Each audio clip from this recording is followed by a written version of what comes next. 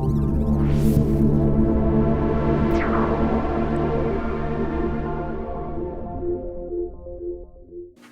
guys, Daryl here with the Tactical Existence.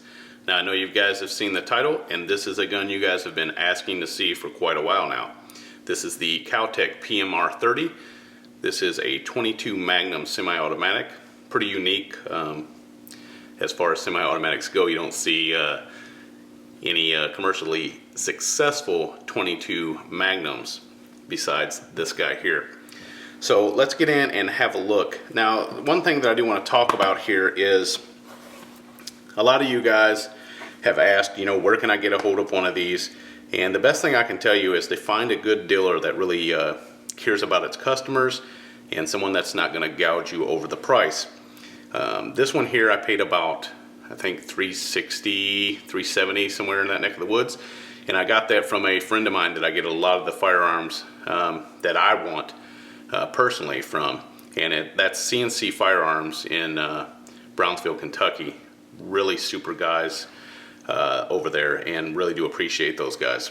So what you should be paying for this is between $350 and $415. $415 is the Kel-Tec MSRP on this. Now if you've been looking for one of these, you'll know that they go for much more than that. You can find these on GunBroker between $500 and $650. So that's a big difference from what it should cost you. So enough about that. Let's go ahead and get into the gun.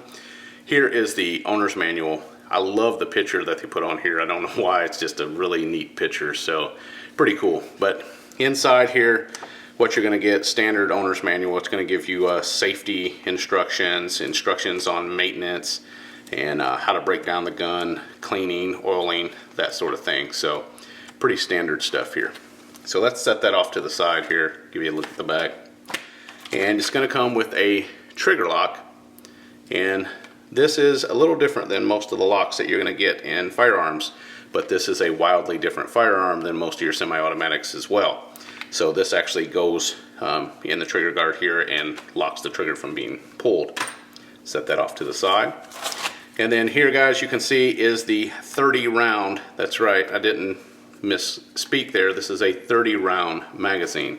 That's another one of the unique features about this gun, is the ability to hold 31 rounds, 30 in the magazine and 1 in the pipe. So pretty cool. Polymer, this thing is light as a feather. Barely tell you're holding on to it. And then the firearm itself, pretty neat little gun. It is a different looking firearm, as you can see. And we'll go over a few of the things on this gun here in 1 second. And of course, we'll be having a full review later on. Smooth the paper out of the way. And then inside here, they have a little card with ammo suggestions. They suggest that you use CCI Maxi Mags, and there's a couple others listed here too. They do not recommend you shoot any ammo not manufactured in the United States, but we will test this with several different ammos. Now, one of the things I wanted to actually comment on, and it's something that I don't see anyone talk about, but I've actually been asked at least twice about this, is sorry, you might be able to hear my dog in the background here, but is the ammunition. I've had people ask me, what is the difference between 22 Magnum and 22 WMR? It is the same ammo. 22 Magnum and 22 WMR is the same ammo. The WMR stands for Winchester Magnum Rimfire. So just something to keep in mind, guys. And I know this sounds silly to a lot of you guys that have been in the firearms for a long time, but a lot of the people viewing, especially now, guns are getting wildly more popular. Those people may not know, and I've been asked by 2 people, so I decided to throw that out. Now let's have a look at the gun. You can see it is flying the chamber flag to show that this gun is empty. For all you safety Nazis out there, let's go ahead and open that up, and you can see empty, empty, empty. So gun is safe. Now this thing is light. That's the first thing you're going to notice on this gun. This thing weighs nothing, which is fantastic for a gun that holds 31 rounds. Pretty unique feel of this gun. Go ahead and insert the magazine back in here. Now, here's a couple of things about the firearm. You do have the safety lever here. Up is safe, down is fire. You do have a slide release here and a slide lock, which is right here. Just going to press that to release the slide. So pretty standard stuff for most semi-automatic firearms. Now this grip is pretty wide. This is wider than most semi-automatic firearms, so people with small hands, this could be an issue for them, but I don't find it to be a problem. Now, one of the things is this has more of a European style mag release that you can see right here to release the mag. Now, a lot of people are asking why they did that. Well, simply because of what I just stated, more than likely, is this grip is really big, so it'd be hard to get to a conventional mag release. Now, there is another type of mag release that you see on a lot of HKs and Walthers and stuff, which is right here that you can push down from either side. That would have worked fine here, I think, but this is not an issue whatsoever. It's pretty natural when you go to grab the magazine out of here to actually hit that release. So that's a pretty natural thing here. Alright guys, so let's go ahead and have a better look at the firearm here. And like I said, this is the safety slide release there. And you can see this handle. This is pretty familiar to any of you guys that have Kel-Tec products. This is you know, the same kind of design that you see with the PF9 and the RFB, all that sort of thing. Nothing different here as far as the grip texture here is concerned. Now here on the top you can see there's 4 screws here. You can actually remove these and add a rail if you want to add an optic or a red dot or something like that. So it's pretty cool that they added that as well. The next thing we're going to look at here is the sights. And you can see these are fiber optic sights. And in the sun, man, these things really pick up well. So pretty neat there. Here on the bottom, of course, there is a rail. You can add lights, lasers, and any other goodies that you want to add to customize out your PMR 30. Now, one thing about this gun that is kind of something that I didn't expect is the trigger on this thing. This thing has a remarkable trigger that I did not expect from this gun, just you know, playing with it since I've had it. I'm guessing that the trigger is probably around 6 pounds or so, 6.5 maybe. It's very light and very clean and a good break as well. And I know a lot of guys are going to be telling me not to do that dry fire, but I wanted to show this to you guys. And it's got a pretty audible reset and stuff there too, so pretty nice. I really like that. Now the next thing we're going to do, also the safety is ambidextrous, so you can actually actuate it from either side as well. Forgot to mention that. So let's go ahead. We're going to do a basic field strip, showing you guys what you would have to do in order to field strip to clean this thing. Alright, so you can see here that you have a pin. And then you can also see this pin on the opposite side as well.